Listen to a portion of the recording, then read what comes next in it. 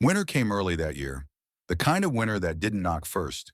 It slammed into the town with biting wind and streets glazed in ice. Eli Carter was 14, still small for his age, with narrow shoulders and a quiet way of moving that made adults forget he was even in the room. 3 months had passed since his mother died, yet her voice still lived in his head, soft, steady, always telling him to keep his chin up. The house felt different without her. Empty, tense. His stepfather, Ron, used to barely notice Eli. Now he noticed everything. Muddy boots by the door, a light left on too long, the way Eli stayed up late doing homework at the kitchen table. Each small mistake turned into a lecture. Each lecture felt heavier than the last. One night, Ron stood in the doorway of Eli's room, blocking the hall light with his broad frame. His voice was calm, too calm. He said money was tight. He said a boy needed to know his place. Then he gave Eli a choice that wasn't really a choice at all. Stay and obey, or leave. Eli's hands shook as he stared at the floor. His heart pounded like it was trying to escape his chest. He thought of his mom, of how she used to brush his hair before school and say, "You don't owe anyone your silence." "I'm not doing anything wrong," he said. The words were quiet, but they were firm. By morning, the story had changed. Ron told the neighbors Eli had stolen cash from his wallet. He said the boy was troubled, dangerous. People believed the first voice they heard. At the grocery store, conversation stopped when Eli walked in. A woman pulled her daughter closer. A man muttered something about kids like that. No one asked Eli what really happened. That night, the temperature dropped below zero. Ron locked the front door and left Eli's coat hanging inside. Eli stood on the porch counting his breaths as the cold sliced through his hoodie. He had $5 in his pocket and nowhere to go. He walked until the houses thinned and the rail yard appeared, silent and frozen. On a dead track sat a rusted train car, half buried in snow. The owner had once said it was junk, good for nothing. Junk was all Eli could afford. He climbed inside and the cold followed him in like an unwanted guest. The metal walls groaned with every gust of wind. Frost covered the floor. Eli slid down against the door and pressed his forehead to his knees. For the first time since his mom died, he cried. Slow, careful tears he didn't want anyone to hear. When the crying stopped, something else took its place. Planning. He tore strips from an old sack and stuffed them into the cracks. He paced to keep his blood moving. He rubbed his arms until they burned. Outside, the wind scraped the train car like fingernails on glass. Near dawn, voices passed on the tracks. Two men laughed. One said the boy got what he deserved.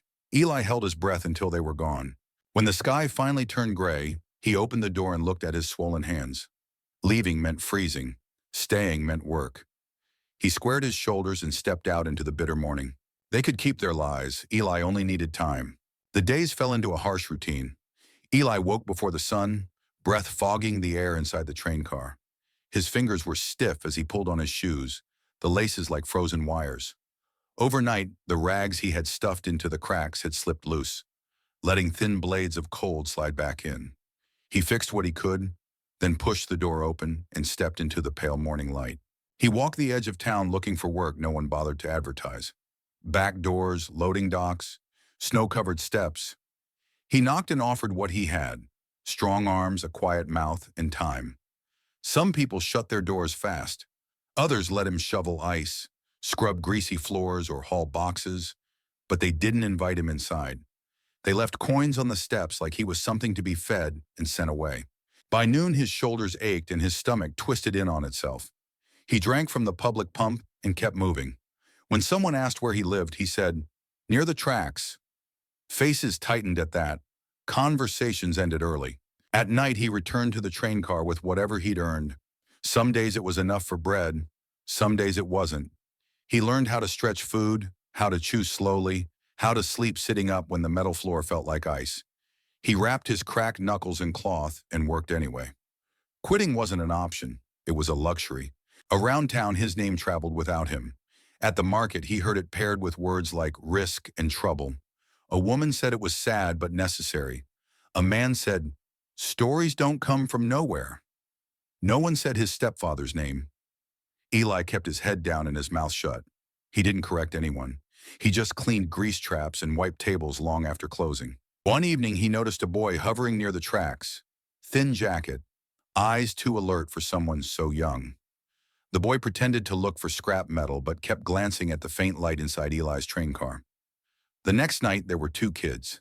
They didn't speak. They stayed just far enough away to feel safe. Eli pretended not to notice them. He set a piece of bread on the step and went back inside. When he looked again, it was gone. Work slowed as the cold sharpened. Eli skipped meals more often. Still, when he could, he left food out. He didn't invite the kids in. He waited. Trust had to grow its own legs. One night, the wind came sideways, slapping snow against the metal walls. Somewhere near the road, a thin cry cut through the storm. Eli hesitated, just for a second. Then he grabbed his jacket and followed the sound. Two small figures were crouched in the snow, faces pale, clothes soaked. One had blood darkening his sleeve. The other could barely stand. Eli didn't think. He lifted the smaller one, pulled the other close, and guided them back toward the tracks. His boots slid. His arms shook. He fell once and scraped his knee, then pushed himself up and kept going. Inside the train car, he wrapped them in every blanket he owned.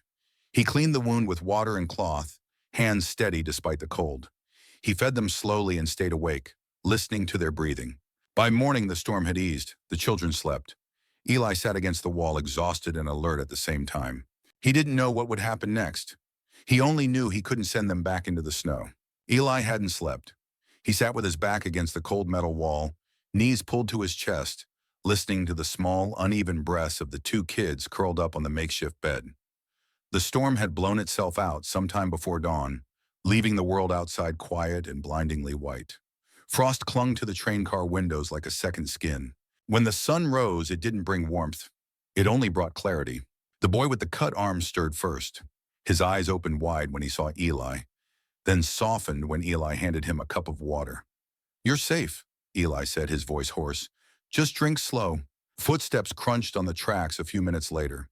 Then voices, desperate ones. A woman called out a name, her voice cracking in the cold air. A man answered, louder, sharper, like fear had turned into sound. Eli's stomach tightened. He stood up slowly and opened the train car door. Two adults rushed forward, their faces hollow from a night without sleep. When they saw the children behind him, wrapped in blankets, alive, the woman dropped to her knees in the snow. The man kept saying, "Thank you," over and over, like he was afraid if he stopped, the moment would disappear. They crowded the doorway, careful not to push past Eli. Inside, they saw what the place really was. Bare metal walls, patched cracks, a dented pot on a small burner, and three thin blankets folded like they mattered. The woman touched her son's hair, then looked up at Eli. Really looked at him this time. "How did you know what to do?" she asked. Eli shrugged. "You just don't panic. You fix what you can." They stayed longer than they meant to. The man tightened the loose hinge on the door. The woman came back with 2 cups of hot soup from the diner down the road. Steam filled the train car, softening the sharp air. For the first time in days, Eli ate without counting bites. Before they left, the man asked, "What's your name?" "Eli." "What do you need, Eli?" Eli hesitated, then said, "Work, that's all." The next morning, a bag of clothes sat by the tracks. No note, just folded fabric and a pair of thick socks. The day after that, a man from the hardware store stopped by and offered him steady work before school hours. He didn't ask questions. He just handed Eli gloves and said, "You show up, you get paid." At the market, a woman slipped an extra loaf of bread into Eli's bag and met his eyes. No pity, just something close to respect. Kids started coming by after school, not just the two from the storm. They swept the floor, they sorted scrap wood, they sat quietly and warmed their hands near the little stove Eli had fixed from spare parts. He made rules without raising his voice. No stealing, no fighting. Everyone helped. The rumors shifted. Eli heard them while scrubbing floors. Maybe the story was wrong. He keeps those kids in line. He's not what they said. A local reporter showed up one afternoon with a small notebook and tired eyes. He didn't ask about the past. He wrote about what he saw. A boy teaching another boy how to sand a board without splinters. A train car that didn't look abandoned anymore. When the article ran, it didn't praise. It described, and people filled in the rest. One evening, an older man in a plain coat came to the tracks. He watched from the doorway as the kids cleaned up and lined their shoes by the wall. If you had help, he asked quietly, what would you build? Eli didn't answer right away. He looked at the stove, the shelves, the children's hands, busy and focused. A place where work lasts longer than pity, he said. The man nodded once, and the town slowly began to listen. Change didn't arrive with speeches or handshakes. It came the way winter had, one piece at a time. A pickup truck stopped by the tracks and left again. In its place were boards stacked neatly in the snow and a small toolbox with a cracked handle. The next day, two men unloaded rolls of insulation and said nothing more than, "Figured you could use this." A woman from the diner brought a pot of stew and stayed long enough to chop onions with the kids, her sleeves rolled up like she belonged there. Eli watched it happen without letting himself believe too much. He kept his rules. Everyone worked. Everyone cleaned up after themselves. The train car grew warmer, not just from the stove, but from the steady rhythm of people doing something useful together. They reinforced the walls, packed insulation into every gap, moved the stove to the center so heat spread evenly. Eli built low tables so smaller hands could reach without climbing. He listened more than he spoke. When something felt wrong, he changed it. When two boys argued, he gave them separate tasks until their anger burned off into sawdust and sweat. The older man in the plain coat returned once. He stood in the doorway and didn't interrupt. He watched a girl measure a board twice before cutting it. He watched a boy sweep the floor without being told. When he left, he shook Eli's hand and said only, "You're building something real." The article traveled farther than Eli expected. A school sent unused notebooks and pencils. A carpenter volunteered one afternoon a week. Someone donated a secondhand stove that didn't leak smoke. The train car stopped looking like a shelter and started looking like a workshop. Not everyone approved. One evening, a man arrived with his voice already raised. He said Eli was running something illegal. He said kids shouldn't be down by the tracks. He said trouble followed places like this. Eli didn't argue. He pulled out a small ledger and set it on the table. Names, hours worked, supplies used, jobs finished. The children helped read it out loud. The man's anger ran out of places to stand. He left before finishing his sentence. Meanwhile, the story about Eli's past began to crack. Someone finally said his stepfather's name out loud. Someone else asked questions that didn't fit the old version of events. The lie that had been shouted into the town months earlier didn't survive being whispered about carefully. Winter eased its grip. Snow slid off the tracks in dirty sheets. The train car doors stayed open longer during the day. Kids laughed without watching the road. Parents waited nearby, not afraid anymore. A town meeting was called. Not for Eli, about him. People spoke carefully. Some admitted they had been wrong. Others didn't speak at all. The decision still passed. The train car would stay. The space would be supported officially. Eli heard the news while stacking wood. He nodded once and went back to work. The stepfather left town before dawn a few days later. No one stopped him. No one followed. That night, after the kids went home, Eli stood alone in the center of the workshop. His hands were rough. His back ached. The smell of wood and oil hung in the air. He smiled once, small and private. He hadn't planned to be believed. He had planned to endure. And somehow endurance had turned into a place others now depended on. Outside, a distant train horn cut through the quiet. Eli listened until it faded, then turned off the light and locked the door, knowing tomorrow would be full again. Spring came late that year, but when it arrived, it did not hurry. Grass pushed through the gravel along the tracks in thin, stubborn lines of green. The rust on the train car faded under fresh paint someone had left in a bucket with a brush taped to the handle. The windows held. Smoke rose steady from the stove every morning. By then, the train car was no longer just a shelter. It was a workshop, a classroom, a place where kids came with purpose instead of fear. Some learned how to sand wood until it felt like skin.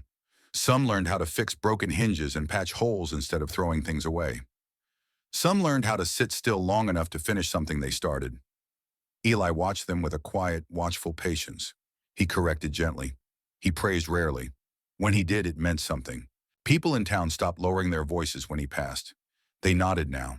Some asked for advice. Others asked if their kids could help after school. Eli said yes when he could, no when he had to. Boundaries kept the place alive. He never told his story in full. He didn't need to. The train car spoke for him. So did the children. Clean hands, straight backs, work done right. One afternoon, Eli found an old coat hanging by the door. Someone had repaired the lining with careful stitches. He ran his fingers along the thread and felt a tightness rise in his chest. He didn't fight it. He just stood there a moment longer than usual. The workshop grew outward into the yard. A small classroom followed, built from leftover boards and patient hands. No sign announced it. People simply knew. Sometimes at night, when the kids were gone and the stove was low, Eli sat alone and let the silence settle. He thought of his mother, of the first night on the frozen metal floor, of the door that locked behind him. Those memories stayed sharp.